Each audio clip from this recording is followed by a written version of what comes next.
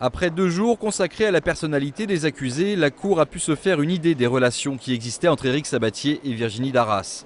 Le portrait du mari, décidant de tout, ayant la main sur les cordons de la bourse, s'est effacé, tout comme celui de la femme autoritaire qui mène son compagnon à la baguette. Les masques commencent à tomber. C'est-à-dire que la responsabilité des uns et des autres commence à affleurer dans la lumière de la vérité, cette lumière que permet le procès d'assises. Ce procès dans le procès a volé en éclats aujourd'hui. Comme nous l'avaient annoncé les premiers témoins, on sait qui a l'habitude d'exagérer, d'affabuler. À l'évidence, ce n'est pas ma cliente. À la barre, la charge la plus violente de cette journée d'audience a été menée par les parties civiles contre le médecin scolaire en charge de Marina.